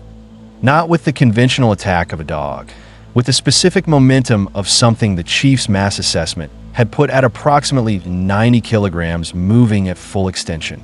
The walker went sideways, off balance. In a specific moment of off balance, Jon's blade found it. The third walker dissolved. 6 seconds total. The chief looked at the space where 3 white walkers had been. At Jon, breathing hard but controlled. At Ghost, who shook once and then looked north, toward the Night King, who had felt it, who was still. Roland, the chief, said. "Sir," Roland said, "Night King has not moved. He is a long pause. Chief, the army around you has slowed. Not stopped. Slowed." The chief looked at the whites. They were still moving, but the quality of the movement had changed. less directional, more uncertain. He's recalculating, the chief said. Yes, Roland said. He sent 3 walkers, and they dissolve in 6 seconds, and now he is experiencing something he has never experienced, and he does not yet know what to do with it. How long does he stay in the recalculation? The chief said. Unknown, Roland said. He has never had occasion to recalculate before. We use the window, the chief said. Move. They moved. The Night King was 100 meters ahead when the chief stopped. Not because the Night King had stopped. He had not moved since the chief entered the army, which was itself a statement, the stillness of something that had decided it would receive what was coming rather than move toward it. The chief stopped because Jon had put his hand on the chief's arm, the specific light contact of someone requesting a pause. The chief stopped, looked at Jon. Jon looked ahead, at the space between them and the Night King, at the whites that had created a loose perimeter around the Night King's position, moving in a fragmented way that the disrupted direction signal produced, present, but not cohered, not the wall of the army, but the crowd the chief had described. 30 seconds, Jon said. He was asking, not for permission, for acknowledgement, for the specific confirmation of someone who had a thing to do and needed the person beside him to know it was the time. 30 seconds, the chief said. Jon looked at him. And if he doesn't? I'm here, the chief said. Jon looked north, at the Night King, at 8,000 years, at everything he had died and come back to be standing here in this moment. He walked forward. Ghost walked with him. The whites, fragmented, directionless, moved away from them. Not because they were afraid, because the direction signal that was supposed to tell them what to do with these specific figures was not producing a clear instruction. The Night King was looking at Jon Snow and not producing the kill instruction, and the whites, in the absence of the instruction, were defaulting to the Advance South Directive, and the Advance South Directive said, not these two, something else. Jon walked through them, to the Night King. He stopped 10 feet away. The Night King looked at him. The chief watched from 100 meters back. He watched Jon Snow stand in front of the Night King, in the specific hold of the Night King's presence, in the specific ancient weight of 8,000 years of one direction, in the space between something that had died and come back, and something that had been waiting for 8,000 years for confirmation that there was a different outcome available. Jon Snow spoke. The chief could not hear the words at this distance. He did not need to hear the words. He could see the Night King. He could see the specific quality of the Night King's stillness change. Not physically, not movement, not gesture, something in the field of him. The specific cold emanation of the Night King's presence shifting, the way a magnetic field shifted when the charge generating it changed. Something was happening. Roland, the chief said, barely above a whisper. I see it, Roland said. Chief, the network. Bran is in the network. He found the frequency. He is a pause. He is reaching for the Night King. The chief watched. Jon Snow was still talking. The Night King was still. The army around them had stopped, not slowed, stopped. The specific total cessation of tens of thousands of things that had been moving for days, all at once, without announcement. The whites had stopped, every one of them. Roland, the chief, said. Sir, Roland said, and his voice had the quality it had when he was processing something that exceeded his operational models. The whites have stopped across the entire engagement field. Eastwatch, main body, everywhere. A pause. Asterisk, chief, the network connection. Bran is in contact with the Night King. The signal is a longer pause. Sir, I have never seen a reading like this. The Weirwood network and the Night King's animation signal are interfacing directly. The chief watched Jon, watched the Night King, at the space between them where the 30 seconds were happening, at whatever Jon had said, at whatever Bran was showing. At 8,000 years, finding the specific moment it had been building toward without knowing it was building toward it. The Night King looked at Jon Snow, and then, slowly, with the specific weight of something enormous moving for the first time in a direction it had never moved. The Night King looked at the chief, at the figure 100 meters away, at the Spartan from another galaxy who had come to a world he had never heard of and had walked into its oldest darkness with a 30-second plan and the specific flat certainty of someone who did not stop. They looked at each other. The chief did not move. The Night King looked at him for a long moment. Then he looked back at Jon. And Jon said the last thing. Whatever it was. The last thing. The chief felt it before Roland said it. Felt it in the specific cold field of the Night King's presence. The field changed. "Chief," Roland said, and his voice was very quiet. "It is working." The army of the dead stopped at 0041. Every white, every formation, every concentration across the entire engagement field. At the wall, at Eastwatch Bay, across the frozen water. Everything stopped simultaneously with the specific total cessation of something that had been running on a single signal, and the signal had changed. Not ended. Changed. At Eastwatch, Palmer's Spartan Iversus, who had been in the second Walker engagement when the stop happened, found themselves in the specific position of soldiers mid-strike against an opponent that had suddenly ceased opposing them. Palmer reported to Lasky with the flat, efficient delivery of someone who was processing the unexpected and was going to have opinions about it later. The walkers, they stopped. Not dissolved. Stopped. All of them. Lasky said. Both the walkers I was engaged with stopped mid-movement. The whites at the bay, they stopped on the ice. Just stop. Do not advance, Lasky said. Hold positions. Understood. At the main body, Daenerys pulled Drogon out of his fire run at altitude when the whites below stopped moving. The specific assessment of someone who had been in enough battles to know when the situation had changed and needed a moment to be read before it was acted on. She looked down from altitude, at the stopped army, at the specific location of the chief and Jon Snow. Tiny figures on the tactical overlay, deep in the mass of the formerly moving dead. "Roland," she said. "Your Grace," Roland said. "What is happening?" "Something unprecedented," Roland said. I am documenting it as it occurs. I do not yet have the full characterization." "Is Jon?" "He is alive," Roland said immediately. "Both of them?" "Yes." She held Drogon at altitude, watching, in the Great Hall of Castle Black, where Tyrion had established his operational position with a direct line to Roland and every piece of intelligence the Infinity sensors could produce. He looked at the main tactical display and said nothing for approximately 30 seconds. Then he said to nobody, "I will be damned." He poured wine, did not drink it, looked at the display, at the stopped army, at the two figures in its center, at what was, apparently, impossibly, against every prior probability assessment, happening.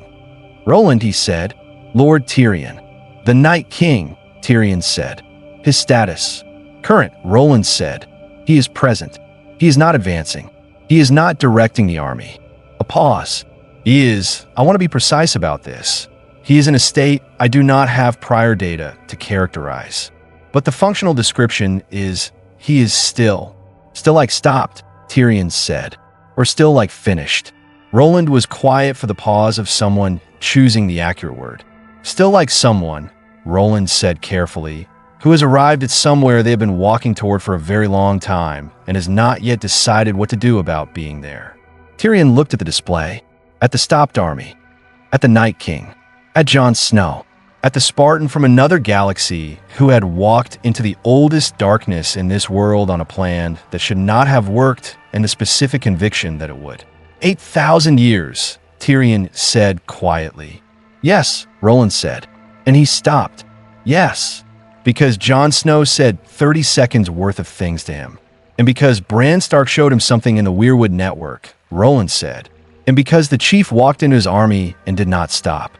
All three things simultaneously. A pause.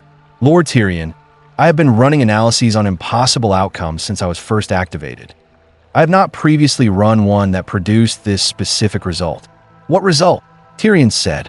"That the most powerful thing on this world for 8,000 years, Roland said, was stopped not by a greater power, but by a sufficient truth delivered at the right moment by the right people." Tyrion looked at the wine in his cup. He drank it. "And is that what happened?" he said. "A sufficient truth?" "I believe so," Roland said. "What was the truth?" Tyrion said. "I don't know yet," Roland said. "I couldn't hear what Jon said. I know what Bran showed him, but what Jon said that I don't have." "We'll ask him," Tyrion said. "Yes," Roland said. "We will. When this is over," Tyrion said. "Yes," Roland said. When this is over, Tyrion looked at the display, at the stopped army, at the Night King, at the two figures in the center of it, at what was still, apparently, impossibly, in the process of occurring. And then Roland said, very quietly, with the specific quality he used for things he was saying for the first time and intended to record completely. Lord Tyrion, something is changing. In the Night King? In the army, Roland said. The Whites, they're not being directed. And without direction, the animation is, he stopped. The Whites are falling. Tyrion was very still. Falling, he said. Not attacking. Not advancing. Falling. A pause. The animation is ceasing. Across the entire engagement field. The Whites they're falling where they stand. At East Watch, Palmer reported, the Whites at the bay are falling. The ices, they're just falling. At altitude, Daenerys watched the army below her stop, not just moving, but stop existing as an army. The individual Whites dropping where they had stopped, the specific cessation of the animation that had been sustaining them, tens of thousands of dead bodies returning to the state that was their natural state. Dead, at rest. The army of the dead was falling, because the Night King had stopped directing it. Because the Night King had received the thing that had been withheld from him for 8,000 years. Because Jon Snow had said 30 seconds worth of things. And Bran had shown him the completion, and the chief had been there. And together they had done the thing that should not have been possible. They had told an 8,000-year-old entity that it was finished. And it had believed them, because it had been waiting to believe them, for 8,000 years. Tyrion stood in the great hall of Castle Black and looked at the display and felt something that he had not felt in a very long time. The specific overwhelming quality of an outcome that exceeded every reasonable expectation without requiring him to have been wrong about the expectation. The expectation had been reasonable. The outcome was unreasonable. The unreasonable outcome had happened anyway. Roland, he said. Yes, Lord Tyrion. I was wrong about the confidence level, Tyrion said. Yes, Roland said. I will not be wrong about it again, Tyrion said. I don't know that I would commit to that, Roland said. The specific variable that makes confidence levels wrong in these situations is the chief. And the chief is a recurring factor. Tyrion looked at the display, at the falling army, at the Night King, at the two figures still standing in the center of what had been the oldest darkness in this world and was now something else. At what came after, at everything that came after. Roland, he said. Yes. Whatever happened in the center of that formation, Tyrion said, between the chief and Jon Snow and the Night King. We need the full account. I'm documenting everything, Roland said. Good, Tyrion said. He looked at the wine cup. Empty. He put it down. Picked up the tactical display device. Looked at the falling army. At the world that was going to wake up in the morning and be different from the world that had gone to sleep tonight. At the politics of that difference. At everything that needed to be built from it. At the specific ongoing work of a realm that had just survived the thing that was supposed to end it and was going to need, in the morning, people who understood what had been saved and what it was going to take to keep it. He straightened, walked toward the door. There was work to do. There was always work to do. Tyrion, Roland said. He stopped. Yes. The chief, Roland said. He is still with the Night King. Tyrion turned back. Why, he said. A pause. I don't know yet, Roland said. But the Night King is still present. He is not gone. And the chief is standing with him. Alone. Jon is there, Roland said. And Ghost. Tyrion looked at the display, at the fallen army, at the three figures still standing in the center of it. The chief, Jon Snow, and the Night King, in the place where 37,000 dead things had been and were now 37,000 dead things returning to the earth. What are they doing? Tyrion said. Roland was quiet. I believe, Roland said, very carefully, they are giving him time. Tyrion was quiet. Time for what? He said. To finish, Roland said, at his own pace. The display showed the three figures, stationary, in the center of the fallen army, in the specific pre-dawn dark of a world that had survived the night. And somewhere in Winterfell, in the network, Bran Stark held what needed to be held until it no longer needed holding. The long night was ending, not with a battle, with a completion. 8,000 years in the making, one night in the finishing. And in the morning, Tyrion knew, with the specific certainty of someone who had been present for significant events and understood what they cost and what they produced. In the morning, the work would begin. The real work. The specific ongoing work of a world that was still here. That was, at this moment, still here. That needed to figure out what to do with still here. You want to do it. Man, the closer this story gets to the battle, the less it feels like war. Can something built only for destruction ever truly stop? Because now Jon Snow isn't just carrying a sword into this fight. He's carrying the possibility of peace. And Chief? Chief is basically walking into the impossible the same way Spartans always do. And honestly, that 30 seconds conversation with the Night King, yeah, that ended up being more important than the entire battle itself.